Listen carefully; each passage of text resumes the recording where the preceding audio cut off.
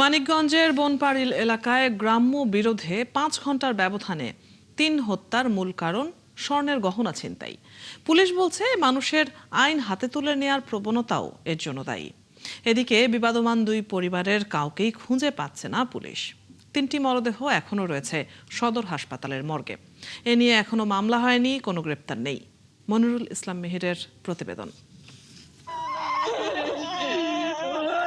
মানিকগঞ্জ সদর উপজেলার হাটিপাড়া ইউনিয়নের বনপাড়িল এলাকায় 3 হত্যার ঘটনা শুরু হয়েছিল বৃহস্পতিবার বিকেলে। প্রত্যক্ষদর্শীদের বক্তব্য অনুযায়ী এলাকার বখাটে হিসেবে চিহ্নিত নাইম স্বর্ণের গহনা ছিনতাইয়ের সময় হত্যা করে 8 বছর বয়সী কন্যা শিশু আতিকাকে।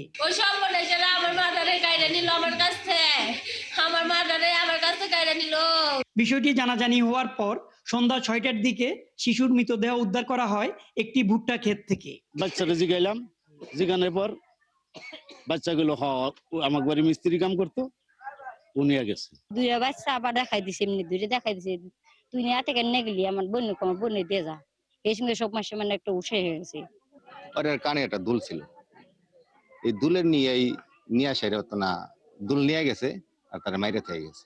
এলাকার বাসিন্দারা জানান রাত 10টার দিকে এই ঘটনায় ক্ষুব্ধ কিছু লোক নাইমকে ধরতে তার বাড়িতে হানা দেয়। না পেয়ে আটক করে তার বাবা পান্নু মিয়া, চাচা ফজলুর রহমান এবং বড় ভাই নাজমুলকে। এ সময় তাদের বেধড়ক মারপিট করা হয়। এতে ঘটনাস্থলে মারা যান পান্নু মিয়া ও ফজলুর রহমান। গুরুতর জখম হন নাজমুল, কিন্তু নাইম ধরা পড়েনি। ফোন করে নিচ্ছে, নেওয়ার পর নেওয়া দেখি আমরা কান্দের পর অনেকক্ষণ দাঁড়ায় আসছিলাম, অনেক মানুষ জমে গেছে। মেয়া পায় না হেম করবার লাগছে, অনেক মানুষ করে নাইমরে দেখছিলাম বিড়ি খেতে তোমার কোলারে। এলাকার বেশিরভাগ মানুষের দাবি, কোনো ঘটনায় আইন প্রয়োগের সুযোগ না দিয়ে যারা মব সৃষ্টি করে তাদের বিচার হওয়া উচিত।